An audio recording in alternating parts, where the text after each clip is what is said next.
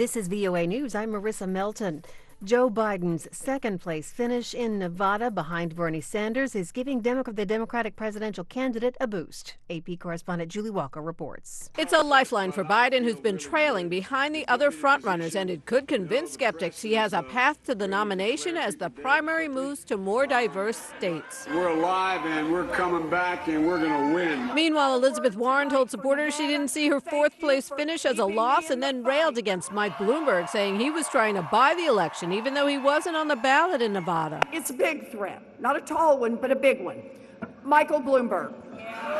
Fifth-place finisher Amy Klobuchar says she exceeded expectations. Also still in the fight, billionaire Tom Steyer. I'm Julie Walker. U.S. President Donald Trump said Sunday a 7-day partial truce with the Afghan Taliban has been holding up and could eventually lead to his signing of a peace deal with the insurgent group scheduled for this week. Troops' remarks came a day after the reduction in violence troops took effect across Afghanistan on Saturday, with all parties to the 18-year-old Afghan agreeing not launch offensive operations for a week.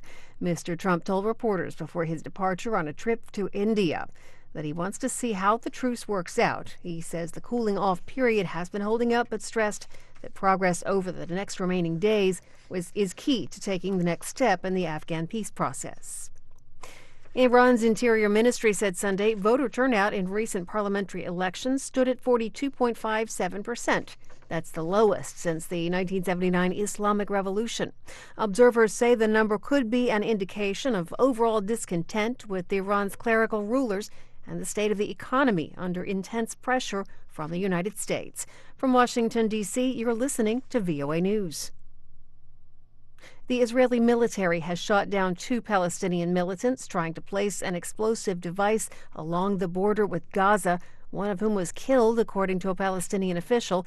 AP correspondent Zaria Shakli reports. Israel blames the Islamic group Hamas, which rules Gaza, for ongoing fire emanating from the Gaza Strip. The Israeli military said it targeted a squad belonging to the Islamic Jihad group that previously placed explosives along the border aimed at harming Israeli troops. Islamic Jihad identified the dead as one of its fighters. Amateur video showed an Israeli bulldozer as it was lifting up an apparently lifeless body from the scene. The military said it was removing the body in a way that prevented further danger to those around. However, a spokesman for Hamas accused the Israeli military of abusing the corpse. I'm Zaria Shakili.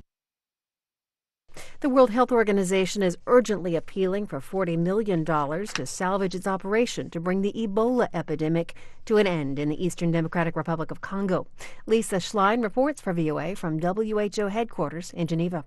The Ebola operation in eastern DR Congo's conflict-ridden North Kivu and Ituri provinces is on financial life support. WHO spokesman Tarek Jazarovich says failure to support this operation would be tragic.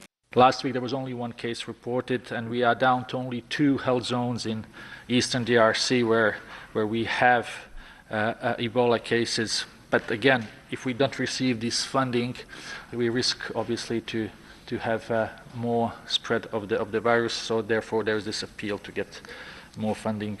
WHO reports 3,433 cases of Ebola, including 2,253 deaths.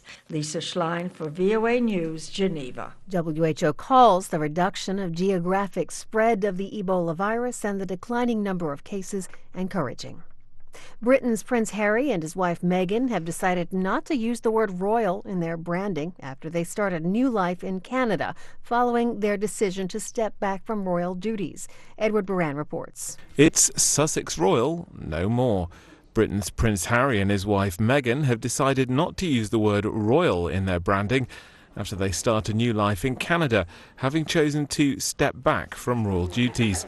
The decision follows weeks of talks between the couple and the British royal family about just how they'll present themselves to the world in future. Harry is still a prince, however, and the couple will still retain their formal titles, the Duke and Duchess of Sussex. That's Reuters' Edward Buran reporting. 8 people were killed in Turkey in a magnitude 5.7 earthquake that struck neighboring Iran Sunday morning. I'm Marissa Melton. You're listening to VOA News.